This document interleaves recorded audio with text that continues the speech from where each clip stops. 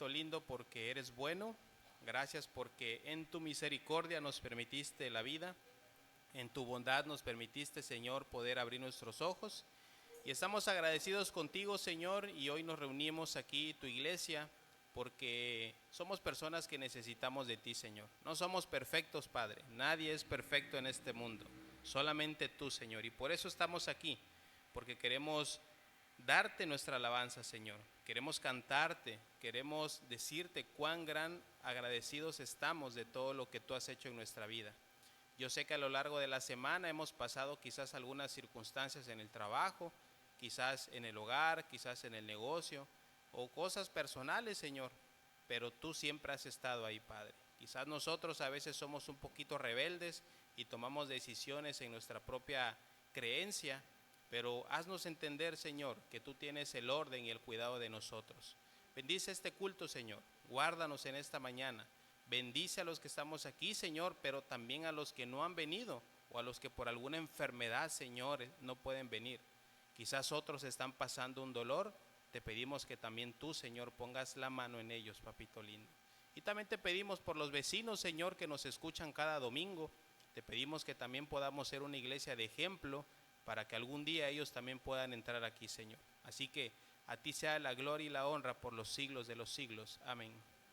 Vamos a iniciar, hermanos. Vamos a entonar el himno número 4. Santo, santo, santo.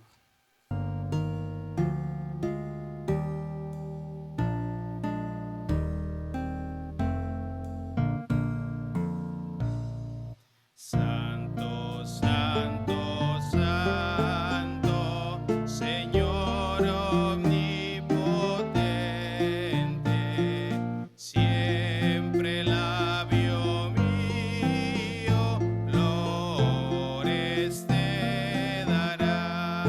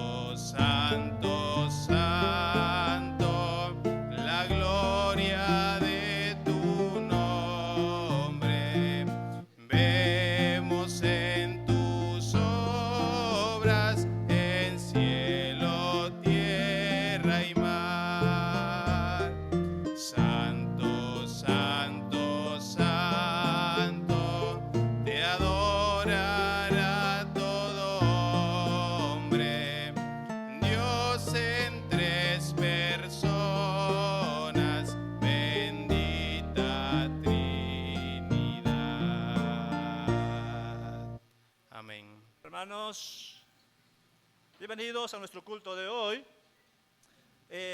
Hoy, en nuestro domingo de Santa Cena, vamos a seguir reflexionando en el libro de Hebreos.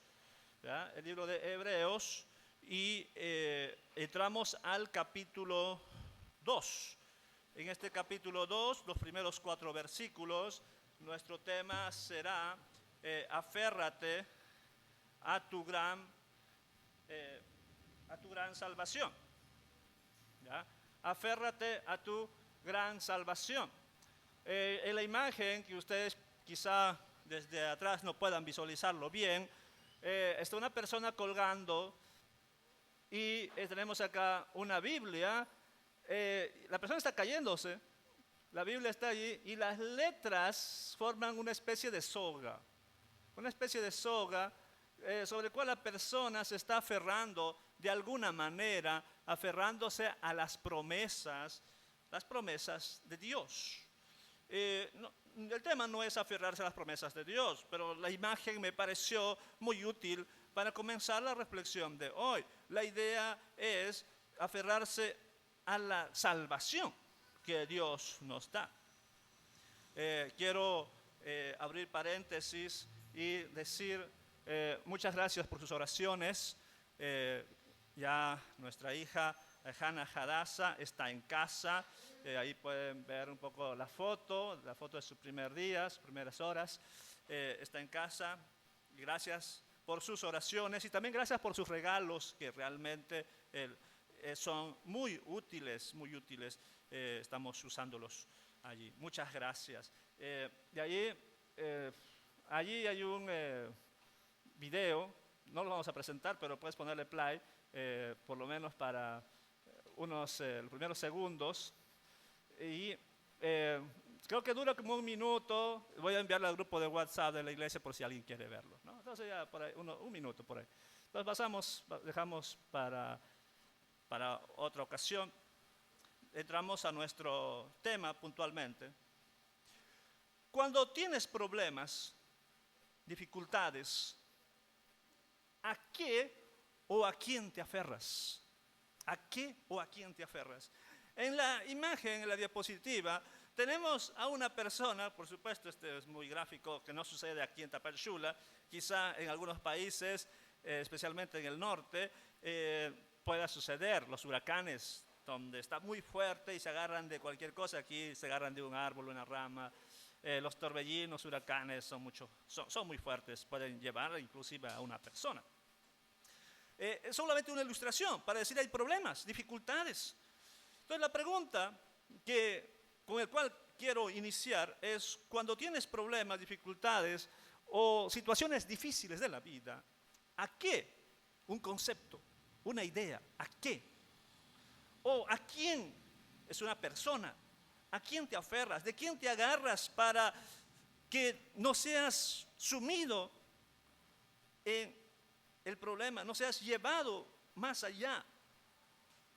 Ustedes ya tienen la respuesta, por supuesto, si es que están pensando lo mismo que yo. El pasaje en concreto nos va a decir aferrarse a algo. Muy bien. Primero, pensemos en el versículo 1, una exhortación a prestar atención a la última palabra de Dios. Una exhortación a prestar atención a la última palabra de Dios. Dice el versículo 1, por tanto, debemos prestar mucha mayor atención a lo que hemos oído, no sea que nos desviemos.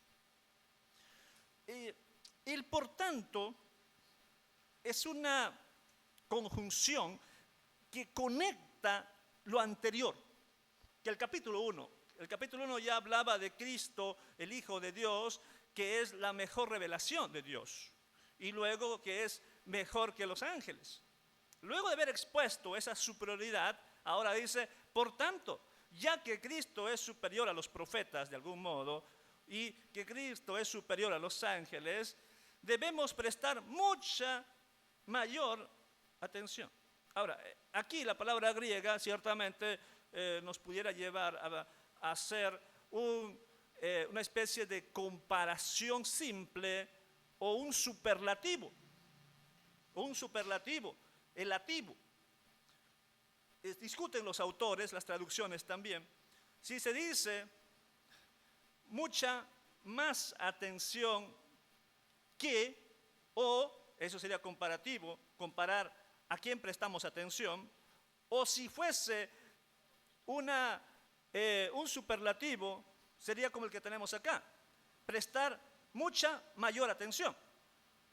O sea, ¿a quién sí se debe prestar atención? Como el objeto último. Note bien.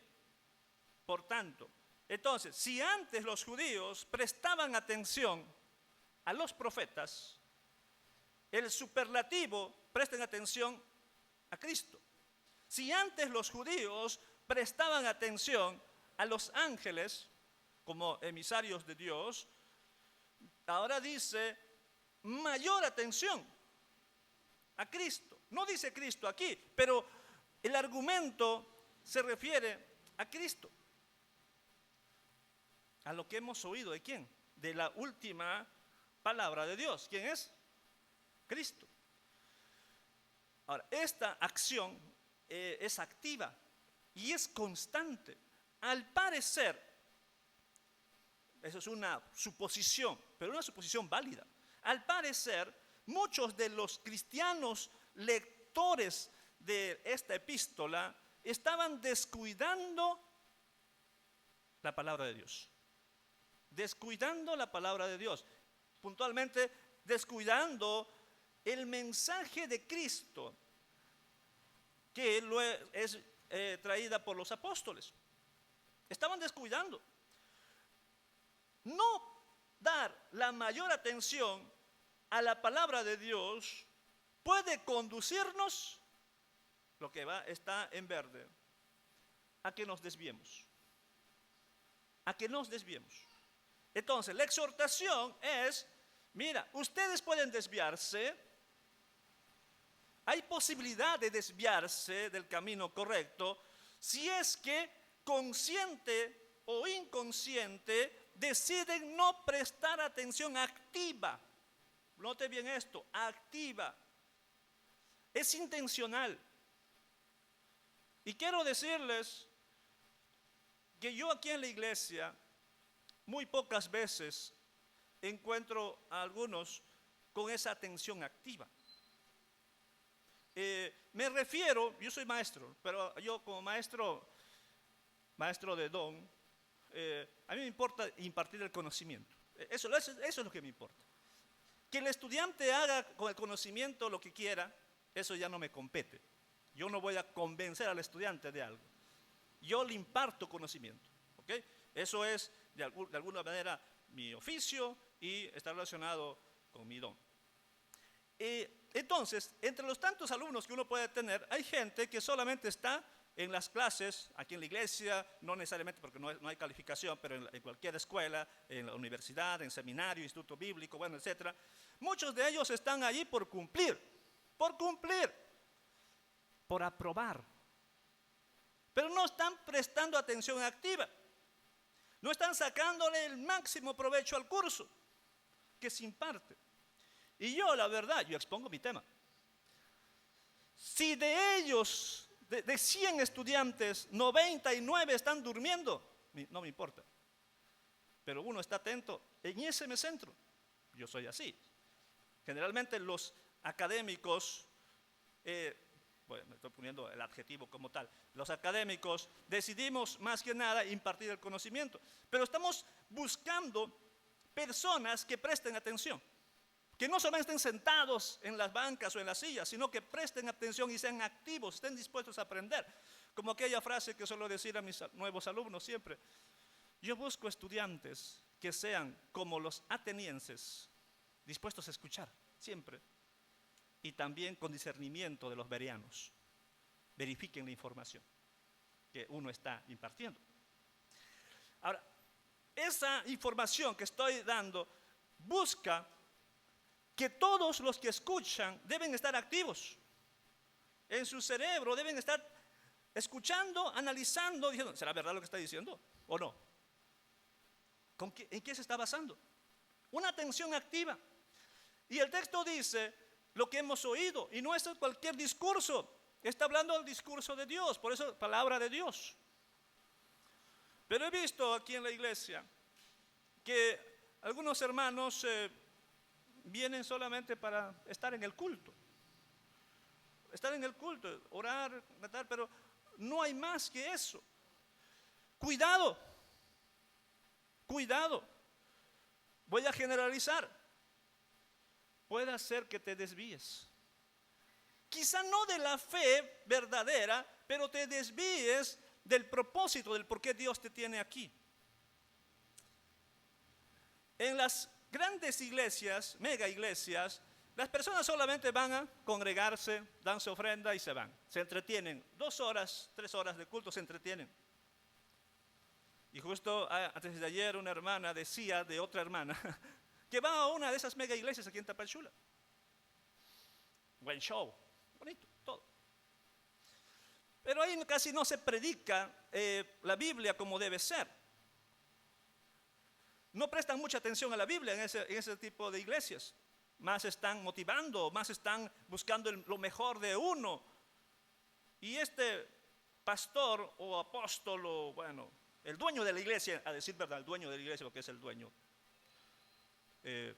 está en su terreno, es el pastor, sus hijos son los pastores ahora también.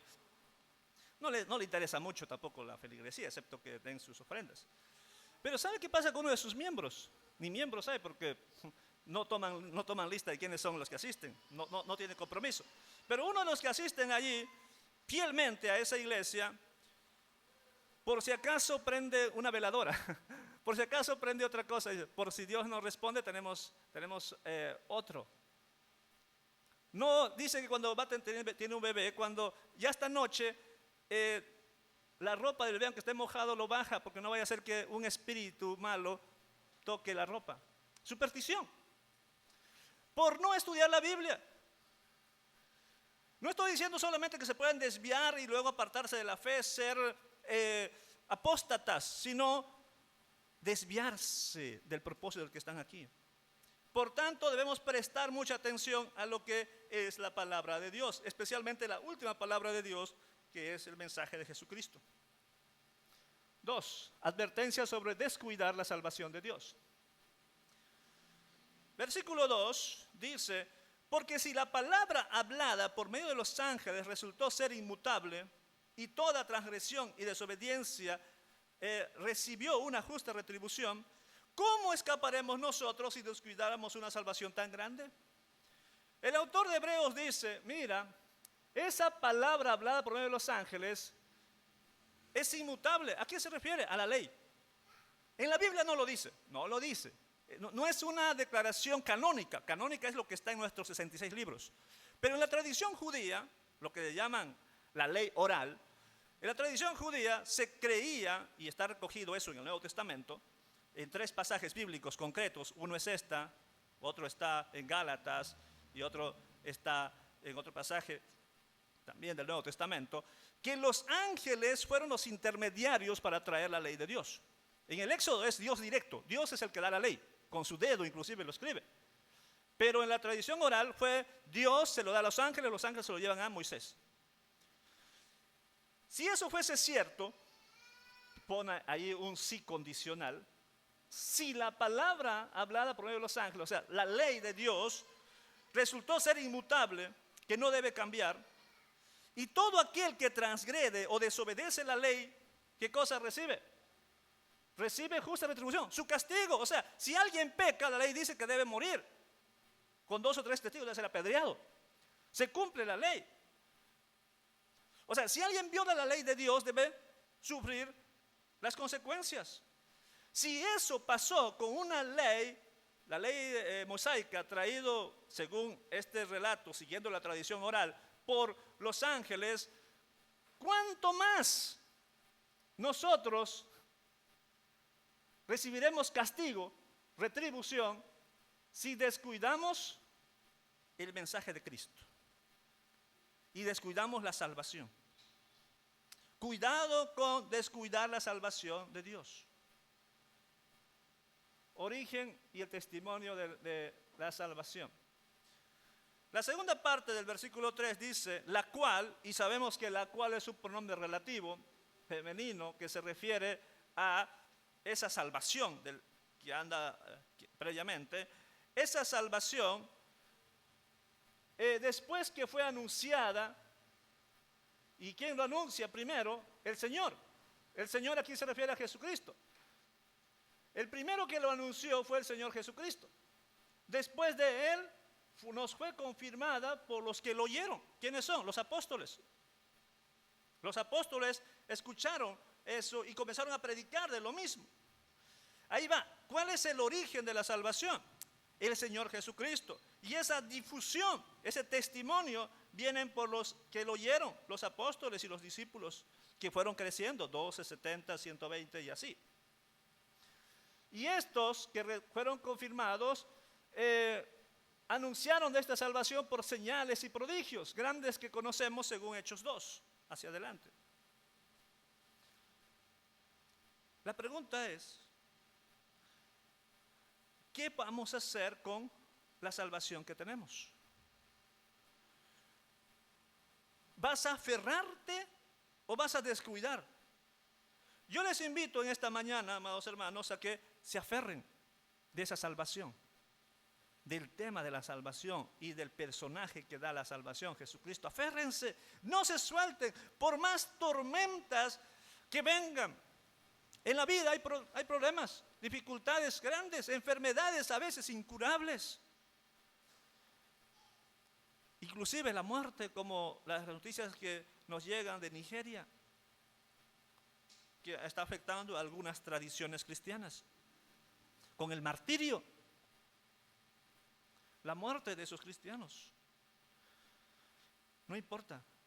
Porque estos de Hebreos, del epístola de Hebreos, también sufrieron persecución y algunos murieron. Eso va a venir capítulos posteriores. No importa, por más dificultades que vengan, aférrate de la salvación y de Jesucristo. Porque si los judíos que transgredieron la ley y desobedecieron, recibieron sus castigos, ¿cuánto más nosotros si descuidáramos esa salvación tan grande? Entonces, ¿quiénes tomarán la cena del Señor hoy? Los que se aferran a Cristo y a su salvación. Los que se aferran, los que se mantienen firmes a pesar de las dificultades. Como saben, tenemos algunos criterios para participar de la cena del Señor, requisitos y advertencias. Por favor, que el Señor ponga en sus corazones a dos de ustedes para ayudarnos a repartir los elementos. Voy a orar. Señor, muchas gracias. Gracias porque tenemos este pasaje que nos exhorta a permanecer firmes. Nos exhorta a que estemos fieles. A pesar de las advertencias que puedan venir a nuestra vida, circunstancias difíciles, problemas, inclusive el martirio. Ayúdanos a no abandonar esta fe, esta salvación. Padre, pido por tus hijos, por tus hijas, que ya tienen la salvación o que han hecho su profesión de fe, que se mantengan firmes, sin fluctuar. Se mantengan firmes en su día a día, Señor. Y ahora vamos a tomar la cena del Señor en memoria de quien dio su vida para que tengamos salvación. Y en eso recordamos su cuerpo y su sangre. Su cuerpo que fue golpeado, torturado, que llevó las afrentas y esa sangre que cayó del cuerpo y con el cual el mismo autor de Hebreos va a decir: sin derramamiento de sangre no hay remisión de pecados.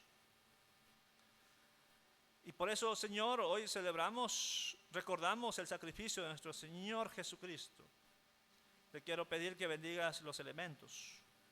Bendice el pan que representa el cuerpo de nuestro Señor. Y bendice la copa que representa la sangre de nuestro Señor. Y nosotros seguiremos firmes, recordando aquella exhortación. Sé fiel hasta la muerte. Y lo que pareciera una promesa tuya, yo te daré la corona de la vida. Gracias, Padre. Oro en Jesucristo. Amén. Por favor, 2 voluntarios que me ayuden a repartir. Tenemos 1, 2. Amén. Muchas gracias. Estamos en 1 Corintios, capítulo 11, versículos 23 al 26. Dice los versículos 23 y 24: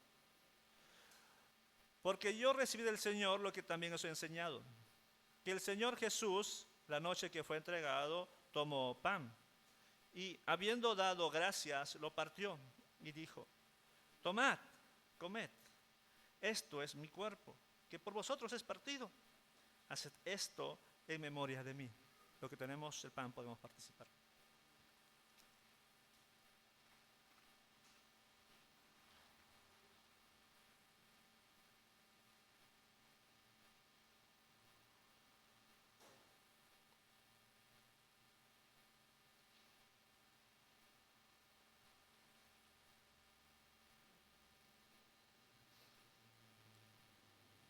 Versículo 25.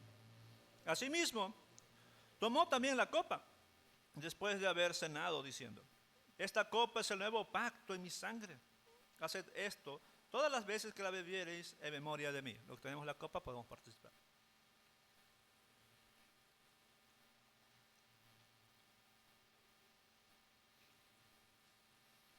Versículo 26.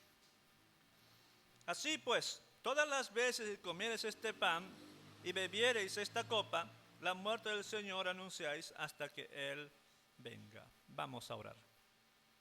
Señor, muchas gracias por permitirnos participar de este tiempo especial de recordatorio del sacrificio de nuestro Señor, reflexionar en Hebreos. Gracias por tus hijos que vinieron y algunos que no, tú conoces las razones, algunos familiares, otros de salud, como mi esposa recuperándose de la cesárea. Señor, quiero pedirte que en tu gran misericordia tengas compasión de todos tus hijos, tengas misericordia de tus hijos, de tus hijas, que en estos momentos, en estos mismos momentos, tu Espíritu Santo toque sus corazones y piensen en ti. Padre, bendice la prédica, bendice las lecciones para los niños, bendice todo lo que queda en nuestro culto de hoy. Gracias, en Jesucristo oro. Amén. Bueno, hermanos, muy buenos días, tengan todos, bienvenidos sean a la casa del Señor. Y bueno, hoy, último domingo del mes de octubre, hoy estamos cerrando el mes de la Reforma. Y hoy, mis hermanos, vamos a cerrar con la última exposición de la última sola, que es Soli Deo Gloria. Y bueno, mis hermanos, vamos por favor al texto en Romanos capítulo 11, del versículo 33 al versículo 36. Por favor, hermanos, Romanos capítulo 11, versículos 33 al 36. ¿Ya lo tienen todos, hermanos? ¿Ya lo tienen todos? ¿Ya lo tienen, hermanos? Ok, dice así la palabra del Señor. Oh profundidad de las riquezas, de la sabiduría y de la ciencia de Dios, cuán insondables son sus juicios e inescrutables sus caminos. Porque ¿quién entendió la mente del Señor?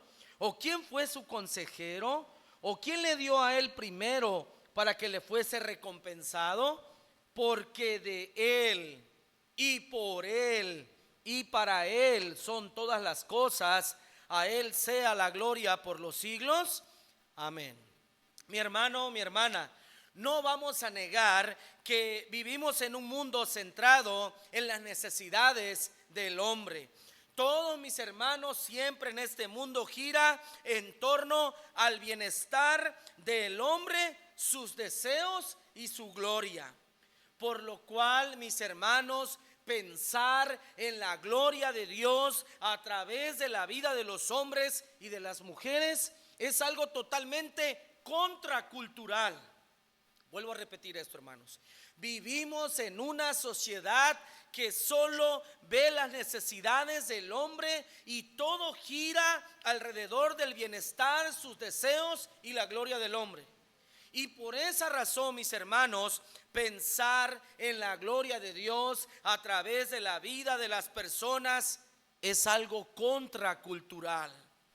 Mis hermanos, vivimos en una cultura obsesionada con la autoglorificación. Vivimos en una sociedad que está necesitada de autoglorificarse.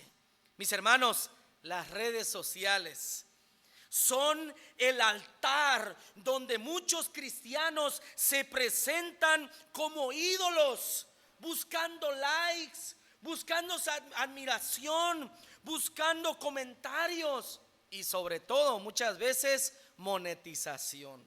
Ya nosotros sabemos, mis hermanos, y conocemos ese tipo de cristianos tristemente quiénes son, y también, mis hermanos, el mundo cómo está. Mis hermanos, este mal presente en los cristianos es una verdadera tristeza, porque el cristiano no debe de buscar su gloria, sino vivir para la gloria de Dios. Mis hermanos, el mundo es así, pero nosotros como cristianos no debemos de ponernos en el altar de las redes sociales y buscar likes, buscar comentarios, buscar admiración. Y bueno, si usted quiere monetizar es algo diferente, pero mis hermanos, nosotros no debemos de buscar aquello. Y hermanos, la verdad es que aún los mismos cristianos dentro de la iglesia, haciendo a un lado su vida personal, dentro de la iglesia sirven, predican, cantan, dan, lideran, pero para autoglorificarse, para decir, mírenme a mí, mírenme cómo predico, mírenme cómo enseño, mírenme dónde estoy. Y hermanos, la verdad es que eso es algo nauseabundo para Dios, porque Dios, mis hermanos, a nadie, absolutamente con nadie comparte su gloria. Y este mal de la autoglorificación lo tenemos todos, mis hermanos. Por eso la Reforma Protestante nos recuerda que el fin de todas las cosas es buscar la gloria de Dios. Porque recuerdan las 5 glorias. Sola Escritura nos recuerda que la palabra es la autoridad suprema. Sola gracia nos recuerda que la salvación, nuestra salvación, es por la gracia de Dios. Sola fide nos recuerda que esa salvación se recibe solo por la fe. Solo Cristo nos recuerda que Cristo es el mediador entre Dios el Padre y los hombres. Y Soli Deo Gloria, que es la sola que hoy vamos a meditar, nos recuerda que nuestra vida, nuestra salvación, la iglesia y la creación de todo el mundo es para la gloria de Dios. Es para la gloria de Dios. Y es por eso que en esta mañana meditaremos bajo el tema titulado Soli Deo Gloria, o que solo a Dios sea la gloria. Y donde vamos al versículo 36 del capítulo 11 de Romanos. Y lo primero, mis hermanos, que vamos a ver es que Dios merece toda la gloria, porque, noten lo que dice lo primero en el versículo 36, porque de Él, y voy a leer lo siguiente, son todas las cosas. Porque de Él son todas las cosas. Eso significa, mi hermano, mi hermana, que Dios es la fuente de todas las cosas. Solo Dios merece la gloria porque Él es la fuente de todas las cosas. Todo lo que vemos y aún lo que no podemos percibir con nuestros ojos, el mundo espiritual tiene su origen en Dios. Todo lo que vemos y lo que no alcanzamos a ver tiene su origen en Dios. Mis hermanos, Dios es el creador, el soberano y el sustentador del universo. Hermanos, ¿Cómo empieza la revelación de las Escrituras? En Génesis capítulo 1, versículo 1. En el principio creó Dios los cielos y la tierra. Eso significa que todo lo que usted logra ver, montañas, flores, lo que a usted le guste, mi hermano, mi hermana, cuando usted levanta sus ojos por las noches y ve las estrellas y ve todo lo que allí sucede, es Dios quien creó todas las cosas. Por eso, mis hermanos, Dios merece toda la gloria. Y si usted, mi hermano, admira la creación, no es la madre naturaleza, es Dios quien creó todas las cosas para que nosotros las disfrutemos en abundancia para su gloria. ¿Qué tal, mis hermanos? Esos climas frescos en las montañas. ¿Qué tal esos calores ricos a la orilla del mar? ¿Qué tal esos ríos refrescantes? Mis hermanos, esos climas donde cae nieve, todo aquello lo ha creado Dios. Y es Dios quien se lleva la gloria. No existe la madre naturaleza. Existe un Padre que creó todas las cosas y ese es nuestro Dios. Pero por si fuera poco, mis hermanos, debo de decir que no hay un metro cuadrado en este mundo que Cristo no pueda decir: esto me pertenece. Y si usted, mi hermano, tiene aún la soberbia de decir: bueno, tal vez el mundo le pertenece a Dios, pero los hombres no. Bueno, dice la Biblia en Hechos capítulo 17, versículo 25, que Él da a todos aliento de vida y aliento a todas las cosas. Todo lo que se mueve en este mundo, en el reino animal, en el reino vegetal, aún las bacterias, los parásitos y nosotros mismos nos movemos en él. Dios creó todas las cosas y Él sustenta toda la creación con la palabra de su poder. Mis hermanos, nada existe por sí mismo. Todo proviene de la voluntad soberana de Dios. Mis hermanos, Dios decidió crear este mundo para compartir su amor, su bondad y su perfección con todos nosotros. Porque, mi hermano, Él no nos necesita. Quiero que te grabes esto en la mente. Dios no te necesita a ti, no te necesita a ti, no te necesita a ti y no me necesita a mí. Porque Él, mi hermano, Él es quien se lleva toda la gloria, porque Él es la fuente de todas las cosas. Y eso tenemos que entenderlo, mis hermanos, para que nosotros podamos darle gloria a Dios. La palabra del Señor dice en la carta Apocalipsis capítulo 4, versículo 11: porque tú creaste todas las cosas y por tu voluntad existen y fueron creadas. Hermanos, aún nuestra misma salvación, mis hermanos, es por la elección, redención y adopción que provienen de Él. Él, mis hermanos, es la fuente de nuestra salvación. ¿Qué va a decir la carta a los Efesios capítulo 1, versículo 3 al 5? Nos escogió en Él antes de la fundación del mundo, según el puro afecto de su voluntad. Mi hermano, mi hermana, usted y yo no nos merecemos la salvación, solo porque Dios decidió glorificarse a sí mismo salvando pecadores. Es por eso que nos salvó, porque Dios se glorifica al salvar a un grupo de hombres y mujeres pecadores en este mundo, porque eso es lo que somos. Usted y yo merecíamos el infierno y en nuestra propia justicia aún hoy merecemos la condenación. Pero Cristo vino a salvarnos. Dios nos salvó para glorificarse. Usted no tiene de nada en qué gloriarse. Todo lo que usted tiene, espiritualmente hablando, le pertenece al Señor. Es de Dios todo lo que nosotros tenemos, todo lo que eres, todo lo que logras, todo lo que tienes proviene de Dios.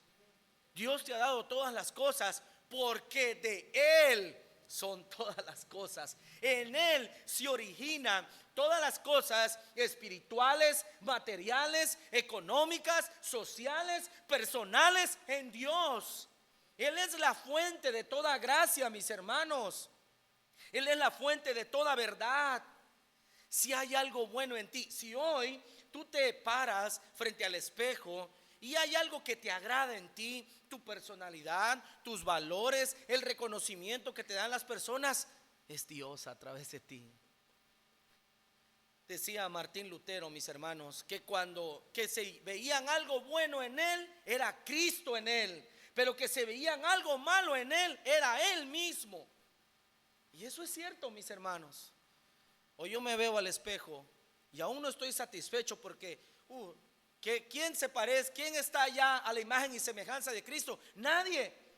Pero hoy, mis hermanos, me paro frente al espejo y doy gracias a Dios por el hombre que comienzo a ser en la gracia del Señor. Y eso, mis hermanos, le deja toda la gloria a Dios y a mí el gozo de servir. Pero la gloria es de Dios, porque de Él son todas las cosas. Dios es la fuente de todo. Número 2, vamos al versículo 36 nuevamente. Y ahora vamos a ver que Dios merece toda la gloria, porque dice, porque de Él y por Él son todas las cosas. ¿Qué significa eso? Que Dios es el medio de todas las cosas que hay en el mundo. Eso significa, mis hermanos, que Dios gobierna todas las cosas según el propósito de su voluntad. Eso significa que Dios es soberano en este mundo. Nada ocurre que esté fuera de su control. Dice el Salmo 115, versículo 3, nuestro Dios está en los cielos, todo lo que quiso ha hecho.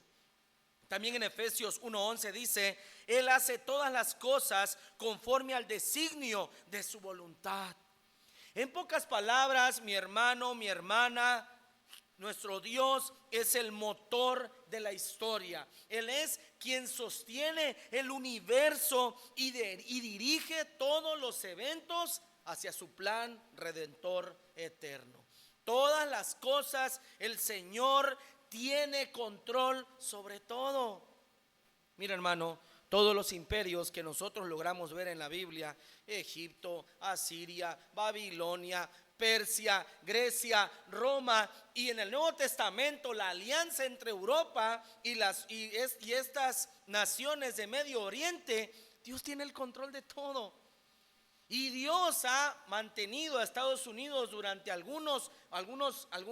un siglo, casi un siglo, porque Él así le place. Y en el momento en el que ya no sirva más, entonces Dios surgirá otra nación y Dios seguirá teniendo el control, porque por Él son todas las cosas. Dios es el medio de todo. Dios tiene control sobre todas las situaciones en este mundo. A Dios nada le espanta, porque Dios tiene el control de todo.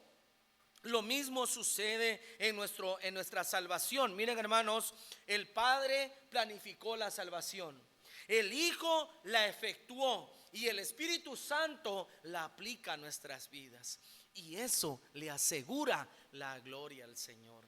¿Por qué, mis hermanos? ¿Por qué la Biblia siempre le deja la gloria a Dios?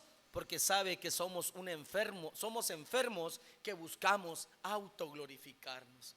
Mis hermanos, estamos enfermos de soberbia, de orgullo, y Dios lo sabe, y es por eso que Dios se glorifica a sí mismo. Y Él escoge al que Él quiere, porque Dios conoce el corazón. Dios sabe quién verdaderamente le entrega la gloria, y Él conoce quién verdaderamente se la quiere untar, quitarle un poco a Dios y decir, hey, mírenme a mí, yo soy el bueno. Eso a Dios no le agrada, mis hermanos, porque ya vimos que Dios es la fuente de todo, que Él tiene el control de todas las cosas, incluso de nuestra salvación. Mis hermanos, la vida cristiana no se vive por nuestras propias fuerzas, sino mediante el poder soberano de Dios, que controla toda la historia del mundo, y no solo del mundo, de su iglesia, y no solo de la iglesia, sino de manera personal. Dios es soberano, el hombre es responsable, pero Dios sabe hasta dónde podemos llegar. Porque nadie puede darle un golpe de trono a Dios, porque Dios está en su trono y Él reina sobre todas las cosas, mis hermanos. Vuelvo a repetir esto: Dios es soberano, el hombre es responsable, pero Dios sabe hasta dónde podemos llegar. Y nada se le va a salir de control a nuestro Dios, porque Dios es soberano, mis hermanos. Cuando no entiendes lo que Dios hace, confía en Él, mi hermano. Si te llega una prueba, si te llega algo difícil, una enfermedad, desempleo, un divorcio, no lo sé, mi hermano, confía en Dios, confía en el Señor. Él es soberano, porque Dios es el medio de todas las cosas en nuestras vidas. Volvemos al texto en Romanos capítulo 11, versículo 36, y vamos a la última parte. Dice: porque de Él, y para Él, y por Él, y para Él. ¿Qué significa eso? Que solo y deo gloria a Dios, es digno de toda gloria, porque Dios es el fin de todo. Dios es la fuente de todo, Dios tiene el control de todo y Él es el fin de todo. De principio a fin, Dios se asegura su propia gloria. De principio a fin, mis hermanos, y para Él son todas las cosas. Todo lo que existe, mi hermano, mi hermana, es para glorificar a Dios. El propósito final de la creación en este mundo no es el hombre, sino Dios mismo. ¿Recuerdan lo que les dije en la introducción? Vivimos en una sociedad que se autoglorifica, se ponen en las redes sociales. Ese es ese es el altar nuevo de idolatría. Y se toman fotos haciendo una cosa, haciendo otra. Buscan likes, buscan aprobación, buscan influencia. Es la nueva idolatría que hay, y tristemente entre los cristianos. Pero Dios sabe, y Dios está ahí viendo todas las cosas. Y tú puedes engañar a las personas y puedes hacer lo que se te pegue la gana, pero Dios conoce el corazón. Y al final de cuentas, mis hermanos, todas las cosas van hacia Dios, porque Dios es el juez final de todo. Mis hermanos, en Colosenses 1:16 dice que todo fue creado por medio de Él y para Él.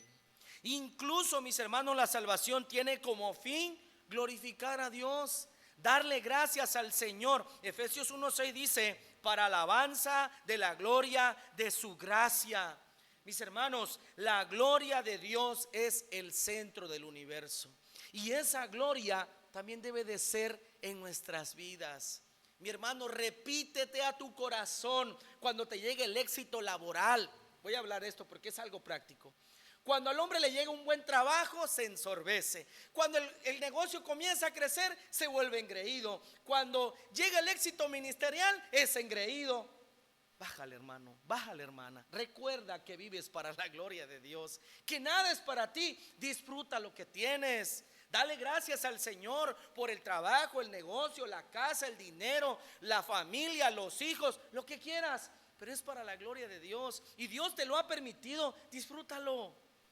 Pero no quieras robarle la gloria al Señor, porque eso al Señor no le agrada, porque la gloria de Dios es el centro del universo. Dios, voy a decir esto, que nos quede muy claro: Dios no comparte su gloria con nadie, con nadie. Y qué bueno por eso, mis hermanos. Qué bueno por eso, que Dios no comparta su gloria con absolutamente nadie. Isaías 42:8 dice: yo Jehová, este es mi nombre, y mi gloria no la daré a otro. Vuelvo a repetir el texto. Isaías 42:8.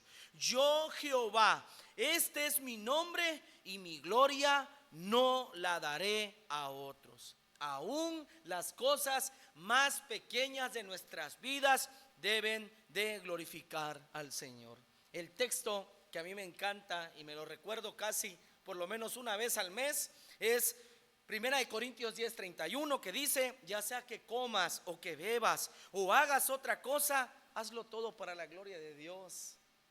Pregúntate, mi hermano, pregúntate: el trabajo, la casa, lo que quieres hacer, tus proyectos de vida, son para glorificar a Dios o son para hinchar tu pecho más de orgullo? Para que digan, ahí viene el otro, ya no tu nombre, sino tu título, ¿verdad?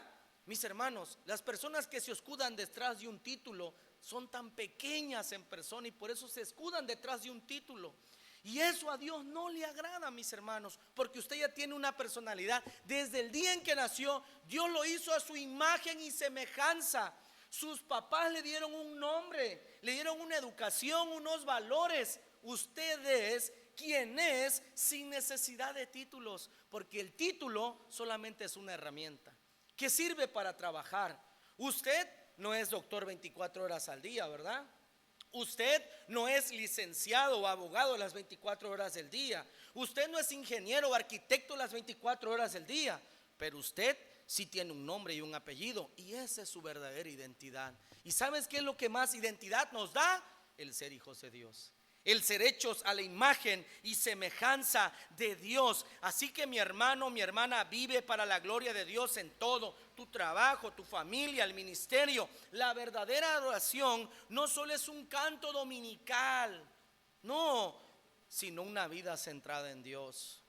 Esto nada más manifiesta lo que hacemos entre semana. Si verdaderamente en casa usted lee la Biblia, si verdaderamente en casa usted ora, si verdaderamente usted se congrega también a los servicios entre semana, hace todo lo posible por estar aquí. Hermano, a Dios no le engañamos. Dios sabe quién busca su gloria verdaderamente y quién está buscando hincharse el pecho de orgullo más. Y si tú sigues al hombre, juicio de Dios caerá sobre tu vida y serás decepcionado por ese hombre. Pero si tú buscas la gloria de Dios y sigues a Dios, nunca serás decepcionado, porque Dios no falla y su gloria es justa y es digna. Solo Dios merece toda la gloria en nuestras vidas. Finalmente vamos otra vez a Romanos capítulo 11, versículos ahora 33 al 35, y con esto termino. Dios merece la gloria, o solideo gloria, mis hermanos, porque nosotros como creyentes debemos de dar adoración y humildad en sus hijos. Dios merece la gloria y eso debe de provocar en nosotros adoración y humildad en los creyentes. Noten lo que dice el versículo 33. Oh profundidad de las riquezas, de la sabiduría y de la ciencia de Dios. Cuán insondables son sus juicios e inescrutables sus caminos. Porque ¿quién entendió la mente del Señor? ¿O quién fue su consejero? ¿O quién le dio el primero para que le fuese recompensado? En pocas palabras, mis hermanos, Dios no nos debe nada a nosotros. Y como les dije al principio, Dios no nos necesita. Él tuvo a bien compartir su gloria, su bien y su amor con nosotros. Pero Dios no nos necesita. Y al conocer la gloria de Dios, que es el apóstol Pablo, inspirado por el Espíritu Santo, quien está escribiendo todo esto, y al ser revelado todo el plan de Dios, lo que hizo Pablo fue una doxología, fue cerrar con una adoración en humildad a Dios ante su grandeza. Hermanos, la gloria de Dios provoca adoración. De verdad, hermanos. Si usted no canta, entonces usted no es cristiano, mi hermano. Si usted viene los domingos y no canta, primero no escucha, no piensa y no canta, entonces usted no es cristiano. Porque, hermanos, cuando yo conozco la gracia de Dios, la gloria de Dios, la soberanía de Dios, su amor, su perfección, tengo que cantar, tengo que adorar. No me queda más que adorar a Dios, porque Él sí se merece nuestra adoración, hermanos. Él sí se merece nuestros cantos. Él sí se merece nuestra fidelidad. Él sí se merece nuestro amor, porque Él es fiel. Dios es la fuente de todo, y al conocer su gloria, los cristianos del siglo XXI y los de Comunidad de la Gracia y los que escuchen este sermón a través de las redes sociales, debemos, mis hermanos, explotar en alabanza a Dios. Pero una alabanza, mis hermanos, conociendo lo que Él es, No una alabanza, mis hermanos, desbordada, sin control, sino algo, mis hermanos, que es bien centrado en Dios. La verdadera teología de adoración en Dios termina en alabanza, mis hermanos.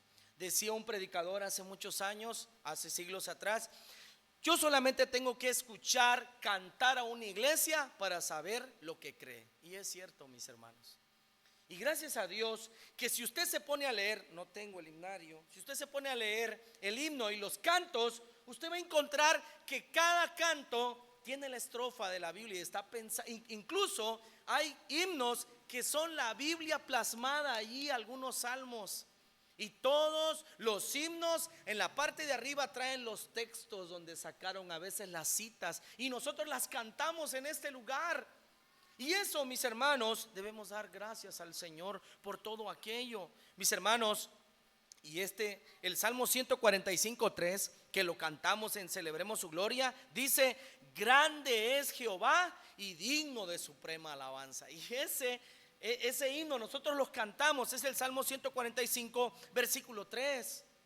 Finalmente, mis hermanos, la gloria de Dios aplasta y humilla la gloria de nosotros los hombres. La aplasta. Noten lo que dice el texto en el versículo 34. ¿Quién entendió la mente del Señor? ¿O quién fue su consejero? Por eso, mis hermanos, cuando en las iglesias dicen, en lugar de hacer un culto, vamos a hacer que el predicador baje en una garrucha para hacer impresionante el servicio, vamos a poner muchas luces, vamos a puras cosas que no son. ¿Le quieres dar consejo a Dios? ¿Le quieres enseñar a Dios cómo gobernar su iglesia? ¿Le quieres enseñar a Dios cómo adorarlo? No, señores, que a mí no me parece que sea así. Tiene que ser asá. No, a mí no me parece que tiene que ser la predicación la que sea el centro del servicio. No, a mí me parece que tiene que ser otra cosa, una obra de teatro, no sé, algo. Ahí vienen los fracasos en las iglesias, mis hermanos. Y el no crecimiento de la iglesia. Nadie puede añadir algo a la sabiduría de Dios. Decía John MacArthur, que ya está en la presencia del Señor: cuando yo miro una obra de teatro en una iglesia, cuando debería de ser la palabra de Dios, simplemente llego a la conclusión que no saben predicar, que no conocen el evangelio. Por eso hacen obras de teatro. ¿Y qué razón tenía? ¿Y qué razón tenía? Digo tenía porque ya no está en este mundo, ahora está en la presencia de Dios.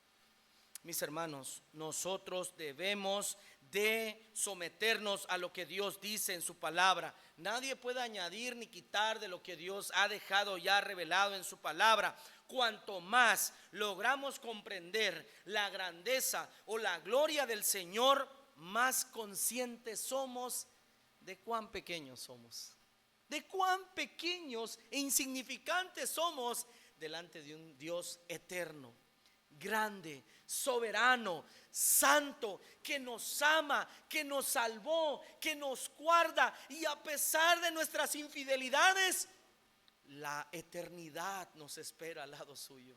Qué grande es Dios, mis hermanos. No nos queda más que alabar a Dios por toda su grandeza.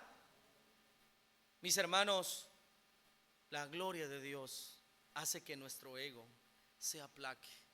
Y eso le hace bien a nuestras vidas, mis hermanos. Eso le hace bien a usted, a usted, a usted y a mí. A todos los que estamos aquí presentes. Mi hermano, que hoy, al concluir el mes de la Reforma Protestante, usted no solo guarde el lema de las 5 solas como ese eslogan llamativo que comenzó hace 508 años. No, mi hermano, no, mi hermana. Verdaderamente usted recuerde que el fin de todo en su vida, en la iglesia, en la creación, es para dar gloria a Dios.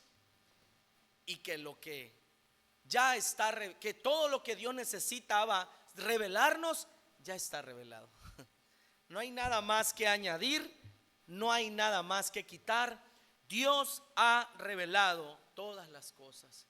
Que a 508 años de la Reforma, al igual que Martín Lutero, usted y yo estemos dispuestos a pararnos delante de Dios y decir: Señor, quiero serte fiel. Aunque el mundo y la sociedad y aún mis hermanos todo lo que lo gobierna sea infiel a Dios, nosotros debemos ser fieles a Dios. Que como dijo Martín Lutero en la dieta de Worms, que Dios me ayude, que Dios nos ayude, mis hermanos, a ser fieles al Señor, a ser fieles a su palabra, a ser fieles a lo que Dios hizo por nosotros en la cruz del Calvario, y recordar que todo lo que hacemos, desde lo más básico que es comer y beber, háganlo todo para la gloria de Dios. Vamos a orar, vamos a darle gracias a Dios por su palabra. Señor, te damos gracias en esta hora de la mañana por tu palabra que ha sido expuesta. Señor, gracias por este mes en el cual nos ayudas a recordar a tu iglesia el mes de la Reforma Protestante. Señor, que mis hermanos y yo podamos atesorar lo que usted hizo hace 508 años atrás, y que nosotros, Señor, estemos dispuestos a ser instrumentos como lo fue Martín Lutero, para llevar tu palabra con fidelidad, con poder a todo lugar, para la gloria de tu nombre. Gracias, Señor, en el nombre de Jesús. Amén y amén.